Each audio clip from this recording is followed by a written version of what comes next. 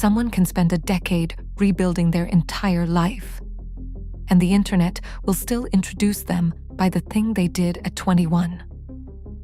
That's not an accident. That's not laziness. That's a system working exactly the way it was designed to.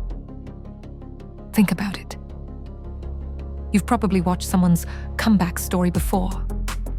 A public figure who did something the world judged them for, who then spent years quietly building something else entirely.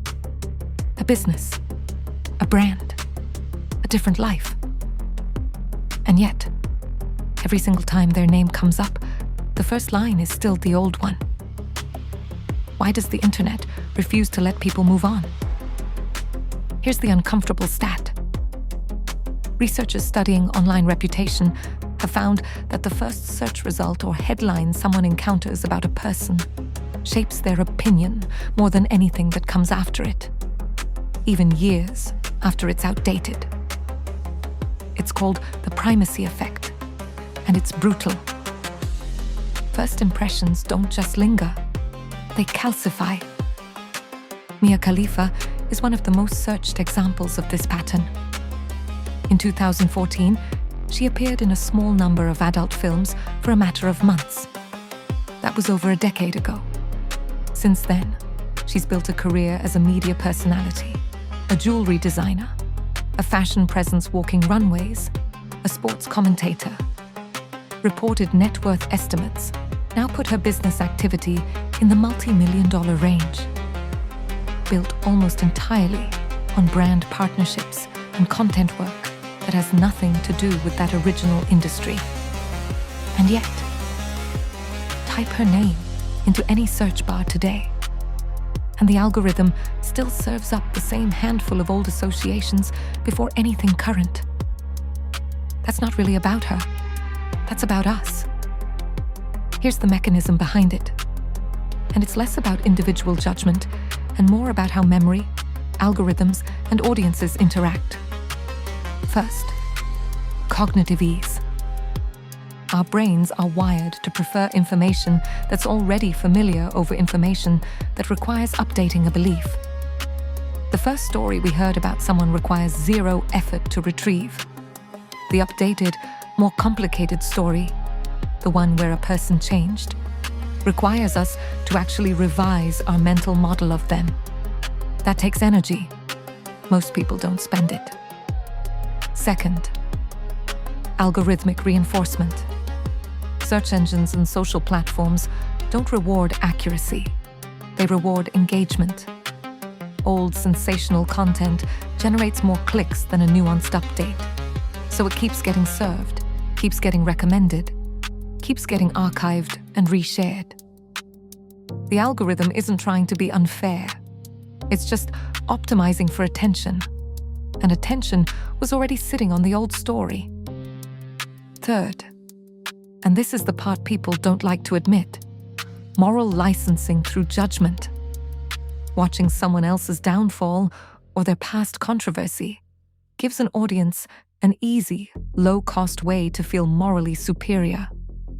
Reintroducing the old version of a person is emotionally satisfying in a strange way.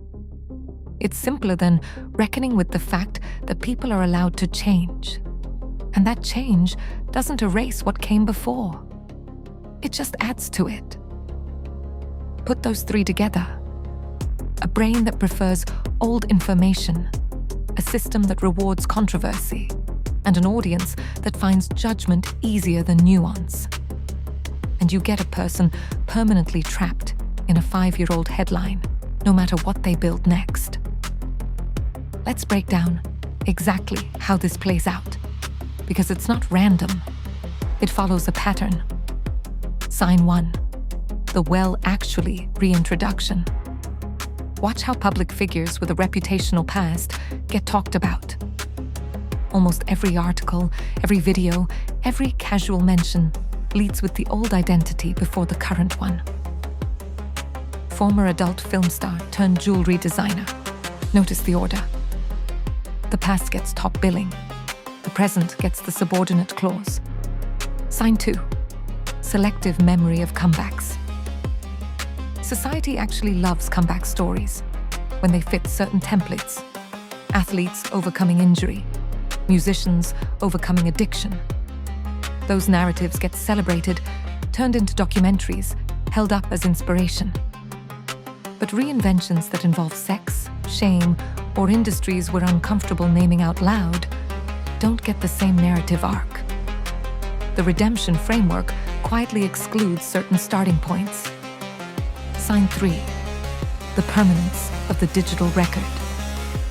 Before the internet, someone's early mistakes or choices could genuinely fade with distance and geography.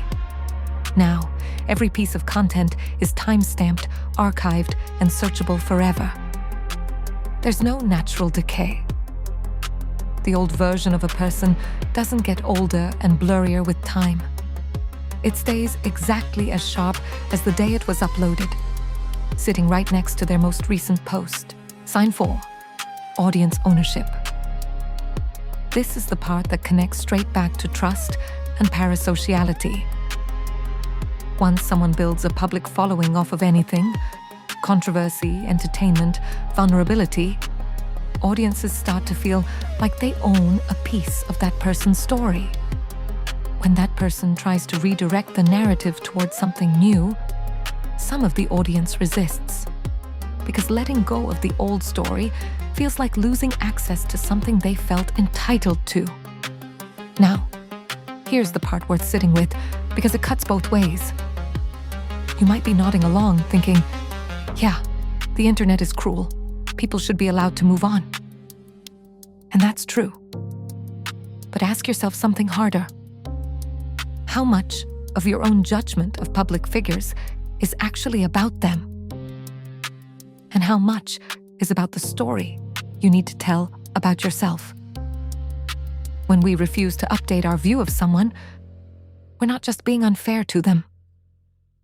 We're often protecting our own sense of moral clarity. It's genuinely uncomfortable to hold two things at once.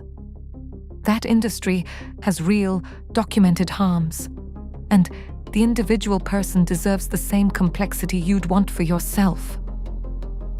Collapsing someone into a single label is easier than holding both truths. That's not a flaw unique to any one audience. It's a flaw in how most of us process people we've never met. The question isn't whether reinvention is real. It's whether you're willing to let it be real for someone you've already decided you understand. So back to the hook. Someone spends a decade building something else entirely, and the world still leads with the old headline. That's not really a story about one person's past. It's a story about how memory, algorithms, and moral shortcuts conspire to keep people frozen in time, and how audiences, without ever meaning to, become co-authors of that freeze. Every click on the old story, every lazy headline, every actually reintroduction, that's a small vote to keep someone exactly where they were, instead of where they are. So here's the real question.